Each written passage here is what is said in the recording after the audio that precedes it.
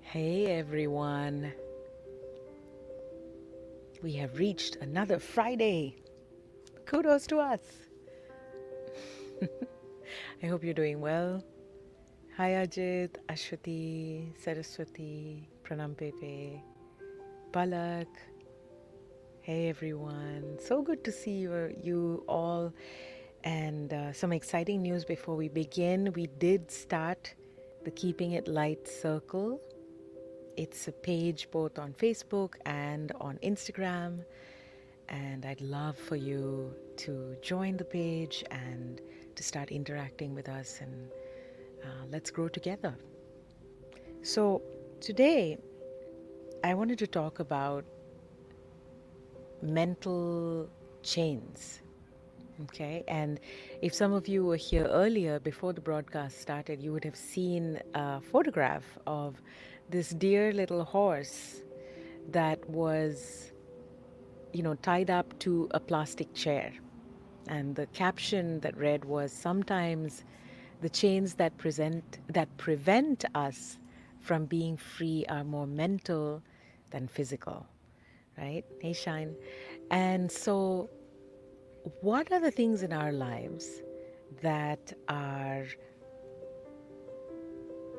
keeping us shackled, keeping us chained to an old belief system, or just a perspective that is not really serving us, that is keeping us stuck in some ways. And I wanted to share an amazing book. This is a book called Loving What Is. There's also a book called The Work. It's by, let me see if I can show you clearly. There we go. Byron Katie. Very beautiful book. Surprisingly, I was looking at the dedication, and one of my mentors gave me this book actually in July 2019. So it's been a year since I have this book. And the subtitle is Four Questions That Can Change Your Life. And they're amazing. So I want to read out portions of this book for everyone who's online now. So when something has you stuck, what Katie Byron says is to ask yourself four questions. Number one, is it true? Two, can I absolutely know that it's true? Three, how do I react, or what happens when I believe that thought? And four, who would I be without that thought? And then from there, you turn it around. You go back to your first statement, your first thought, and you turn it around. You reframe it, and then you find maybe around three specific, genuine examples how each turnaround is true. So it's an amazing thing that what is reality and what is only in our minds can actually completely shift how we're feeling. And I want to read out now, this book is full of conversations that Katie Byron had with many of her clients, sometimes in a live setting, sometimes, one on one. And I really would suggest, if you can, to consider getting this book maybe from a library, or getting it for yourself. I don't read it all the time. I have never read it completely, but I find that at very specific points in my life, I'll pick it up and I'll just open it at a random page, and there are so many beautiful lessons. So here's one I want to share with you today.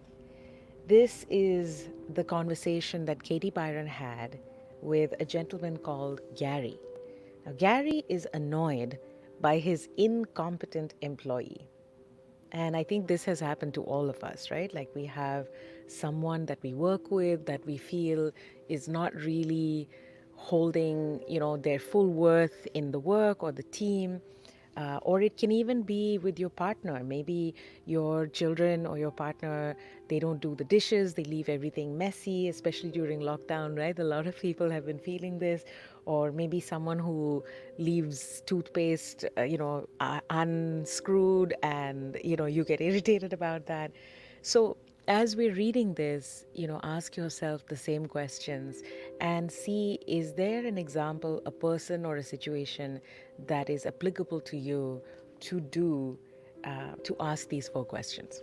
So here we go. Gary and Katie Byron speaking. Gary says, I'm angry at Frank because he is incompetent when he works for me. Katie, okay, Frank should be competent. Is this true? Gary, I think so. Katie, can you absolutely know that it's true? Whoever told you that? His resume said competent? His recommendation said competent? Is it all over the place? You hired him and therefore he's supposed to be competent? What is the reality of it in your experience? Is he competent? Gary says, in my experience, he's not. Katie, so that's the only place you can sanely come from reality. Is it true that he should be competent? No, he's not. That's it. That's your reality. So we can keep going over this again and again until we get to the true thing, because when you understand this, you become a lover of reality and move into balance. How do you react when you believe the lie that Frank should be competent when he works for you and the fact that he's not? Gary says, it's frustrating and anxiety producing. I feel like I have to carry his load. I have to clean up behind him every time. I can't leave him alone to do anything. I can't trust him. So Katie asks, Gary, can you see a reason to drop the thought that he should be competent? I'm not asking you to drop it. Just think, could you drop it? Gary says, yes, it would make me feel better if I could drop it. Katie, that's a very good reason. Can you find one stress-free reason to keep this thought that opposes reality? Gary, yes, well, what do you mean by opposing reality? Katie, the reality as you see it, Gary, is that Frank is not competent. You're saying he should be. The theory is not working for you because it opposes reality. I hear you say that believing that Frank should be competent causes you frustration and anxiety. Gary, I think I'm pulling this apart. The reality is that he's just not competent. What's making me crazy is thinking that he's supposed to be rather than just accepting it. Katie, he's incompetent whether you accept it or not. Reality doesn't wait for our agreement or approval. It is what it is. You can count on it. Gary, yes, reality is what it is. Katie, yes, reality is always much kinder than the fantasy. You can have a lot of fun at home with what I refer to as the proof of truth exercise. He should be competent. Where's your proof? Make a list and see if any of it really proves that he should be competent when you put it up against inquiry. It's all a lie. There is no proof. The truth is he should not be competent because he's just not competent for that job. Gary, the fact that he's not competent and I do what I have to do to make up for it, what I don't need to give myself is the extra baggage, the extra thought that he should be anything. All my job-related anger was about thinking that Frank should be competent. The truth is that he's just not competent for this job. And the piece that I added, which made me go crazy, was that he should be competent. The fact is that I'm going to do whatever I have to do until it's not a problem anymore. I'm just going to do it. By adding that he should be competent, I work myself up into a tizzy. Katie, so who would you be without this insane story that argues with reality? Gary, I would just be in the flow and do what I have to do in my job. Who would you be standing with Frank at work without this lie, without this story? Gary, I would be compassionate and more effective. So, Katie says, Frank should be competent? Turn it around. Gary, Frank should not be competent in this job. Katie, you've got it. Not until he is. That's reality for now. There's another turnaround. Gary, I should be competent. That is true. So take a look at your other statement. Gary had said, I want Frank to take responsibility for his part of the project. If you turn it around, Gary says, I want myself to take responsibility for my part in this project. Because until I stop focusing on the incompetence, I'm not taking full responsibility either. I'm just blaming. And if I do take responsibility, it'll work. So Katie asks, okay, so go to your next statement, where you said he should step up to the plate as an expert and a project leader. Is that true? I mean, where would the man get the ability? He's incompetent, as you said, in this job. Gary said, no, actually, that's insane. He just does what he does. And I just am tough on him. So actually, I can drop that thought. I should step up to the plate and be an expert in my field. It's got to be done, so I'll step up. Katie, guess what? Frank is the expert who brings you to the highest level of competence in your life. Gary, yes, he's actually my teacher. I can feel that. What about your fourth statement? Katie asks. You think Frank should carry his portion of the project. Gary, I don't need that anymore. I need me to carry my portion and get it done. So, Katie, turn your statement around. Your first statement was Frank is incompetent. Gary says, I am incompetent? No, I think I'm competent. Well, Katie, you're not competent enough to see that he wasn't competent. Gary, yeah, I guess I can agree with that. He needs to be watched even though he's my senior. No, actually, I just need to watch myself. Katie, you found the internal work. When you see that it is only your thinking you need to work with, then every problem you experience in the world becomes a joy to bring inquiry. Gary, I got stuck when I tried to do this. Once I bring the turnarounds, it starts to make sense. I am willing to have Frank or a person like him on my team because it brings me to my inner space to find solution.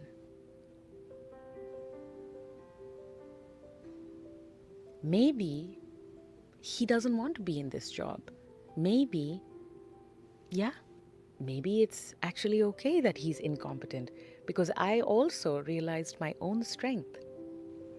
Katie, this guy walked in and you put a story onto him. You called your suffering his fault. You believed your untrue story and you live in this stressful fantasy that Frank is the problem. Without the thought that this man would be more competent than he is, it might come that you may realize he's not the right guy and you may even fire him. If you fired him, that would free him to get to a job where he is competent. Then he could be competent where he's needed, and you can be competent where you're needed. Now, there's a space for the right person who does belong in this position to work with you. Maybe 2 weeks later, Frank may call and say, thank you for firing me. I hated working with you, and I love my new job. Anything is possible. Or it could be that because you've done your inner work and gotten clear about your mental chain, you may look at Frank differently on Monday and see a new competence that you never noticed. That's right, said Gary. Actually, I might want to be his friend. And maybe I can put him to a different job. So this is just one of the many, many conversations. And I think the main thing, I want to read out those questions to you once more, is to really consider the thing that we believe to be true, right? That is a thought. That is not reality. And so if we ask these 4 questions, and let's breathe as we do so. As we ask these 4 questions, we can actually unshackle ourselves. So many things can actually become freer. So let's breathe. And let's think about the Frank in our life. Whatever name works for you, whatever person that is that maybe you're having a problem with, even yourself.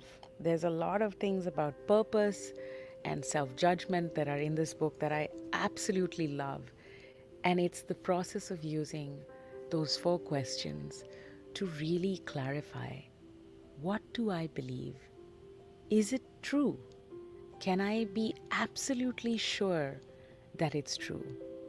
How do I react and what happens when I believe this thought? Who would I be without the thought? In most cases, the person we'd be without those limiting thoughts is free, happy, peaceful, centered, calm, grateful, open.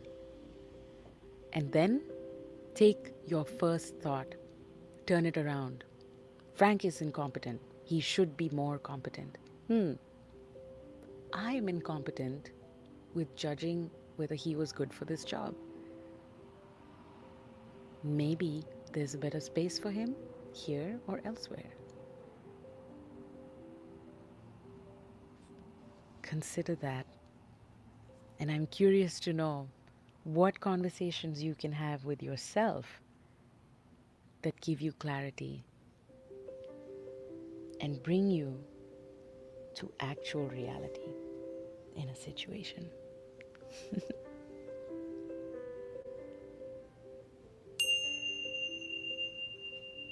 And just like that dear little horse that was tied to a plastic chair, feeling chained, even though that horse is so strong and could have just flown away into the wind, pulling the chair behind him, he didn't. He believed.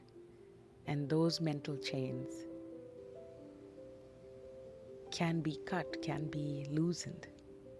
I hope you have a beautiful weekend. And I'm so grateful that you're here and that we're able to think about these things, because I know, as far as I'm concerned, I would love to live a life where I'm less stuck, just stuck in my thoughts. So, yeah, whether it's your self-talk, Palak is talking about self-talk, or someone else that you're mad at, let's ask those 4 questions. And again, here's the book, Loving What Is. 4 Questions That Can Change Your Life by Katie Byron. Check it out and let me know. And I will see you Monday, Wednesday, Friday. Thank you for being here. Have a gorgeous weekend. And if you haven't already, please search for the Keeping It Light Circle, both on Instagram and on Facebook, and stay in touch. And let's go way, way, way deeper into many of these topics together. Love you, beautifuls. See you soon. Mwah! Bye.